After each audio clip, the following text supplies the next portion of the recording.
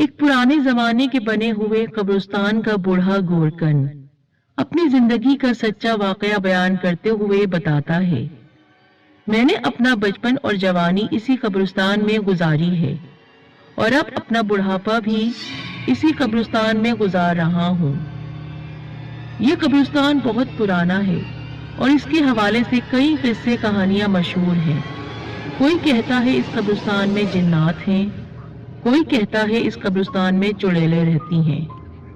جب میں چھوٹا تھا اس وقت تک تو میں نے کسی چڑیل اور جن کو نہیں دیکھا تھا اس قبرستان میں، لیکن آج سے 10 سال پہلے میرے ساتھ اس قبرستان میں ایک پراسرار واقعہ پیش آیا، جس کے بعد میں اس سچائی کو قبول کرنے پر راضی ہو گیا کہ سچ میں اس قبرستان میں چڑیلیں رہتی ہیں۔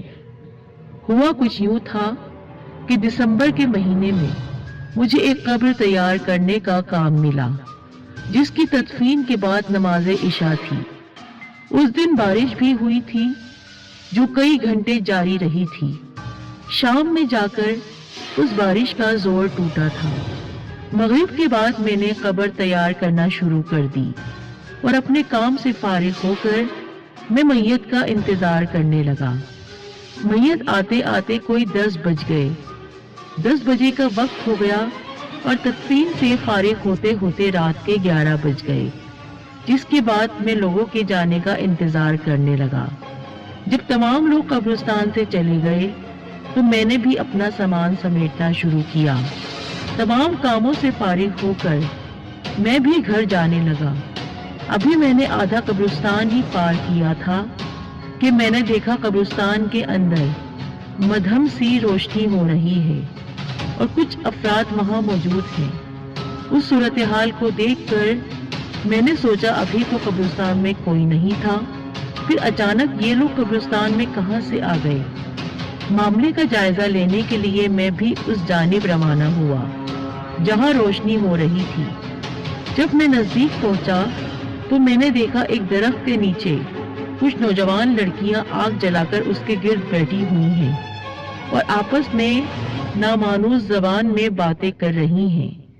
ایک بات بہت خاص تھی ان لڑکیوں کی باتوں میں کہ وہ ناک سے باتیں کر رہی تھی۔ جب میں ان لڑکیوں کے نزدیک پہنچ گیا تو میں نے کڑکدار اور گونجدار آواز میں ان لڑکیوں کو پکارا جو تعداد میں 4 تھیں۔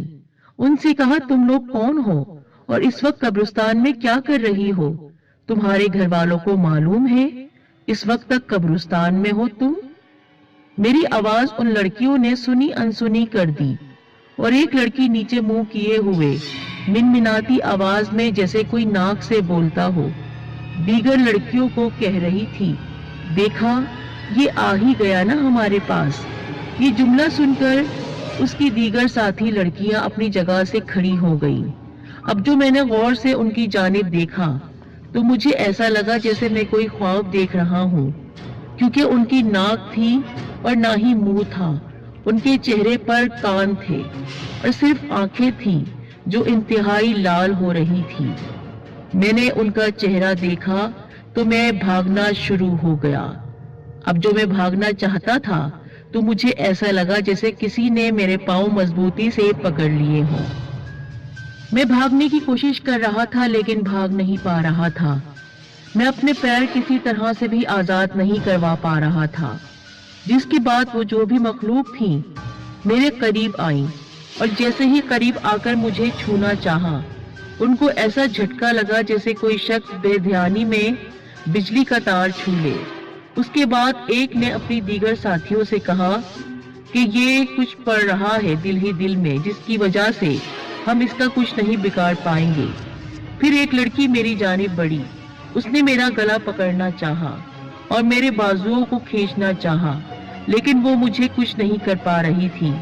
میں زمین پر گر چکا تھا۔ ایک میرے سینے پر بیٹھ گئی۔ اس کی عجیب سی صورت دیکھ کر مجھے بہت خوف آ رہا تھا، جبکہ میں اتنے عرصے سے اس قبرستان میں کام کر رہا تھا۔ آدھی رات کے وقت میں وہاں ہوتا تھا، لیکن ایسی عجیب و غریب شکل والی لڑکیاں میں نے آج تک نہیں دیکھی تھی۔ ان کے لمبے لمبے کالے سیاہ بال میرے اوپر چھا رہے تھے، لیکن ان کا چہرہ جو آج تک میں بھول نہیں پایا ہوں، عجیب سا چہرہ، بھیانک چہرہ، نہ ناک نہ منہ، صرف کان، اور ان کی ایک آنکھ مجھے دیکھ رہی تھی۔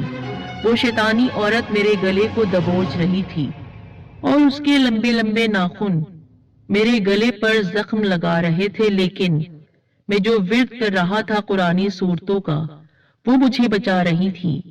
ان چاروں نے باری باری مجھ پر حملہ کرنے کی کوشش کی۔ کوئی میری ٹانگ کھینچ رہی تھی، کوئی میرا ہاتھ کھینچ رہا تھا اور کوئی میری گردن کو دبا رہا تھا، پر مجھے کچھ نہیں ہو رہا تھا۔ آخرکار تھک ہار کر ان میں سے ایک بولی، آج ہم تیرے خون سے اپنی بھوک مٹانا چاہتے تھے اور تجھے اس لیے ہم نے یہاں بلایا تھا، لیکن تو بچ گیا۔ تو بچ گیا، جو کچھ تو پڑھ رہا ہے اس نے تجھے بچا لیا ہے۔ اس کے بعد جس درخت کے نیچے وہ بیٹھی ہوئی تھی، اس درخت میں وہ ایسے غائب ہوئی جیسے وہ ہوا کی بنی ہو، اور پھر اس کے بعد میرے پاؤں آزاد ہو گئے۔ میں وہاں سے بھاگ نکلا تو تھا میں، لیکن ہانپ رہا تھا، ڈر رہا تھا، کانپ رہا تھا۔ جس سچائی کو برسوں سے میں نے قبول نہیں کیا، آج اس سچائی کو اپنی آنکھوں سے دیکھ لیا تھا۔ اپنے کمرے میں آتے ہی میں بے ہوش ہو گیا۔ نیند میں میرے سامنے وہی چڑیلیں آتی رہیں۔ صبح تک میں ان سے لڑتا رہا، خود کو ان سے بچاتا رہا۔ فجر کی اذان پر میری آنکھ کھل گئی۔ میں نے نماز فجر ادا کی اور خود کو ہلکا پھلکا محسوس کیا۔ سچ میں اللہ کے کلام میں بہت طاقت ہے۔ آج کے دن بھی مجھے کام کرنا تھا، کیونکہ میرے پاس خبر آئی تھی کہ کسی کا انتقال ہو گیا ہے اور رات میں تدفین کرنی ہے۔ میں ڈر رہا تھا کہ آج بھی وہ چڑیلیں مجھے تنگ کرنے آئیں گی، وہ میرا خون پینے آئیں گی۔ میں اس سے پہلے کہ ان کا مقابلہ کرتا، دوپہر کے وقت میں ایک نورانی عمل کرنے والے عامل صاحب کے پاس گیا۔ انہیں کل رات کا میں نے قصہ سنایا تو وہ کہنے لگے، تمہارا سامنا کل رات کو چڑیلوں سے ہوا تھا جو تمہیں اپنا شکار بنانا چاہتی تھی، لیکن تم قرآنی صورتوں کا ورد کر رہے تھے، اس لیے انہوں نے تمہاری جان بخش دی۔ وہ تمہارے قریب نہیں آئیں گی، لیکن بس مسلسل قرآنی صورتوں اور آیتوں کا ورد جاری رکھنا۔ لیکن تم قرآنی صورتوں کا ورد کر رہے تھے، اس لیے تمہاری جان بچ گئی۔ ایک بات تمہیں خاص طور پر بتانا چاہتا ہوں، 3 راتوں تک وہ تم پر حملہ کریں گی، اور پھر اگر تم ان کے قبضے میں آ گئے تو وہ تمہارا خون پی جائیں گی اور تمہیں مار بھی سکتی ہیں، لیکن اگر تم قرآنی صورتیں پڑھتے رہے اور آیتوں کا ورد مسلسل کرتے رہے تو وہ تمہارا کچھ نہیں بگاڑ سکتی ہیں۔ میں نے عامل صاحب سے کہا کہ میں ان سے ڈرتا نہیں ہوں، ہاں کل مجھے بڑی مشکل ہوئی تھی ان کو اپنے آپ سے ہٹانے پر، کیونکہ وہ مجھے جھپٹ چکی تھی، مجھے پکڑ چکی تھی، لیکن اللہ نے میری مدد کی۔ آج بھی اور کل رات بھی میں ان کا مقابلہ کروں گا۔ وہ بہت خوش ہوئے اور کہا کہ کلام الہی میں بہت طاقت ہے، تم ان سے بچ جاؤ گے، شیطانی قوتیں اللہ سے بڑی نہیں ہیں۔ وہاں سے میں واپس آ گیا تھا۔ انہوں نے مجھ پر دم کر دیا تھا، جس کی وجہ سے میری جو تھوڑی بہت طبیعت خراب ہو رہی تھی وہ بھی ٹھیک ہو گئی۔ رات میں مجھے تدفین کرنی تھی۔ ذہنی طور پر میں تیار تھا۔ تقریباً 12 بجے تک میں کام کرتا رہا۔ لوگ اپنے رشتہ دار کو دفنا کر قبرستان سے واپس جا چکے تھے۔ اس وقت گھپ اندھیرا تھا جب میں وہاں پر اپنا سامان سمیٹ رہا تھا، اور سچ میں اگر کوئی ڈرنے والا ہوتا تو اس اندھیرے کو دیکھ کر بہت زیادہ ڈر جاتا۔ مجھے پتا تھا وہ چڑیلیں مجھ پر حملہ کریں گی، اور سچ میں ایک چڑیل نے پیچھے سے مجھ پر حملہ کر دیا۔ وہ اپنے دانت میری گردن میں گاڑنا چاہتی تھی۔ میں مسلسل قرآنی صورتوں کا ورد کر رہا تھا۔ ایک جھٹکے سے وہ پیچھے ہٹ گئی اور دور جا کر گری۔ اس کے بعد ایک اور عجیب شکل کی چڑیل میرے پاس آئی اور مجھے اس نے جکڑنا چاہا۔ اس کے لمبے لمبے بازو میرے اطراف گھوم رہے تھے اور رسی کی طرح وہ مجھے باندھنا چاہتی تھی، پر میں قرآنی آیات کو پڑھتا جا رہا تھا۔ وہ جھٹکے سے پیچھے ہٹی اور دور جا کر گری۔ اس کے بعد تیسری اور اس کے بعد چوتھی۔ اس نے بھی مجھ پر حملہ کیا پر کچھ نہیں کر سکی۔ وہ چیخ رہی تھی، چلا رہی تھی، کہہ رہی تھی آخر یہ کیا پڑھ رہا ہے؟ کیا چیز ایسی اس کے منہ سے نکل رہی ہے جس کی وجہ سے ہمارا جسم جل رہا ہے، آگ لگ رہی ہے ہمارے جسم میں۔ ہم اس کو چھونا چاہتے ہیں پر چھو نہیں پاتے ہیں۔ ہم کیسے اپنی بھوک مٹائیں گے؟ یہ ہمارا شکار ہے۔ وہ بھیانک آواز میں چیخ رہی تھی، چلا رہی تھی۔ ان کے قد کبھی بڑے ہو جاتے، کبھی چھوٹے ہو جاتے۔ ان کے بازو لمبے ہو کر مجھے پکڑنا چاہتے تھے لیکن پکڑ نہیں پا رہے تھے۔ وہ مجھ سے ہٹ کر دور جا کر گرتی تھی۔ ان کی بھیانک چیخیں میرے کانوں کو پھاڑ رہی تھی اور پھر وہ اسی طرح ہوا کی مانند اس درخت میں داخل ہو گئی اور غائب ہو گئی۔